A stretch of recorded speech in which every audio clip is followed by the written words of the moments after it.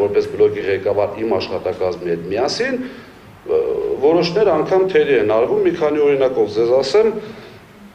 որսի պատկերացնեք, թե ով էր ավելի լավ պայքարում այս երևույթի դեմ։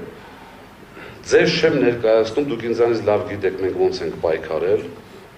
պարոն Աղինյանը ժպտաց որպես համաձայնության նշանամասում, դուք բոլորդ լավ գիտեք, անգամ իմ դաստիարակությանը եւ ընտանիքին ոչ հարիր բաներ են կպցնում, ինչ թե ես ինչ եմ ասել մեր աշխատակիցներին հավելագրում կատարելու կամ կիլովատ վաճառելու առումով, անգիր գիտեք, ես մեր ժողովրդին եմ դիմում, թե մենք մեր ձևով ինչպես էինք պայքարում այս երևույթների դեմ։ Նախ առաջինը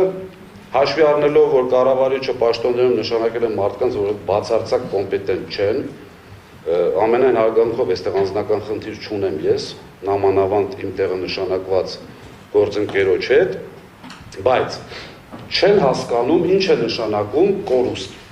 Կորուստ հարգելի հայրենակիցներ, դա նշանակում է մի կողմից հավելագրում, այսինքն ինչ որ մեկի վրա ավել,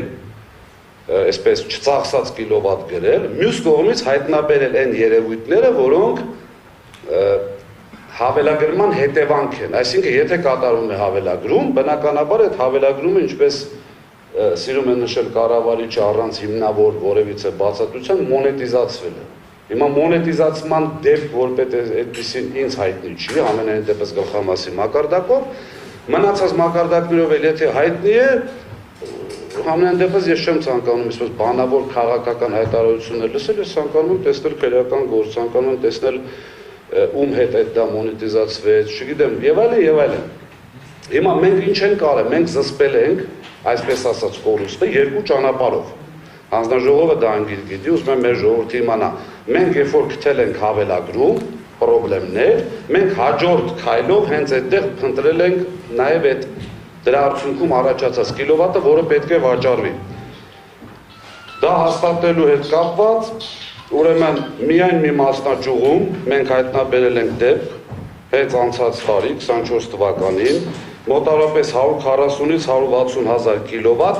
այդպես ասած մոնետիզացվում էր։ Հիմա կարող է հարց առաջանալ, ինչու չենք մենք դիմել նախաքննական մարմիններին, մենք մեր հնարավորություններով վերականգնել ենք, պատժել ենք աշխատակիցներին,